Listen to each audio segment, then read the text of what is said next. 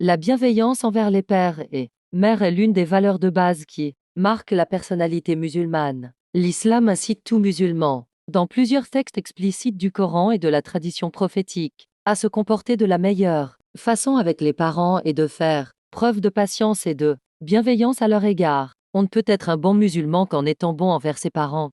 Aux parents et le haut rang qu'ils occupent, il suffit de lire quelques versets coraniques à ce propos. En consultant le verset suivant, nous allons voir avec grand étonnement qu'Allah leur a donné un rang qui vient immédiatement après la croyance et l'unicité. Ton Seigneur a ordonné de n'adorer que lui, il a prescrit d'être bon envers ses pères et mères, soit que l'un d'eux ait atteint la vieillesse, ou que tous deux y soient parvenus, étant à ta charge. Garde-toi de marquer la moindre répulsion à leur égard ou de leur manquer de respect. Parle-leur toujours affectueusement, fais preuve à leur égard d'humilité pour leur témoigner ta tendresse et dis Seigneur, aie pitié d'eux comme ils l'ont été pour moi, lorsqu'ils m'élevèrent tout petit. Coran 17, 22e et 23.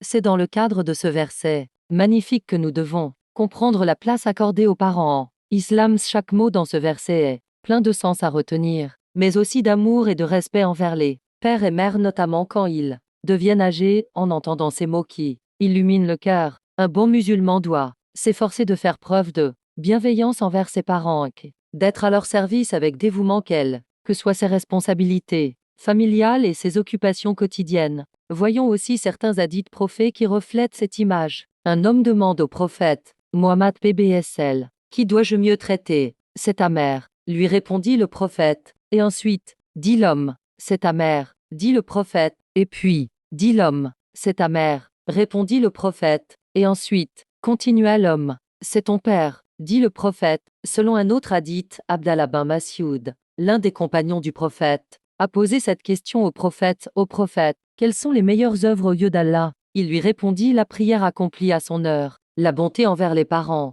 le djihad dans le sentier d'Allah, la bienveillance envers les parents, est parmi les meilleurs moyens, garantissant le paradis si l'on l'a fait, sincèrement et dévouement. En témoigne le hadith où le prophète dit qu'il soit humilié, qu'il soit humilié, qu'il soit humilié. Celui qui a eu le bienfait d'avoir des parents âgés et malgré cela n'est pas entré au paradis. Rapporté par Abi Huraira. Pour conclure, rappelons-nous de l'invocation que tout musulman doit dire dans ses prières. Aie pitié d'eux comme ils l'ont été pour moi, lorsqu'ils m'élevèrent tout petit.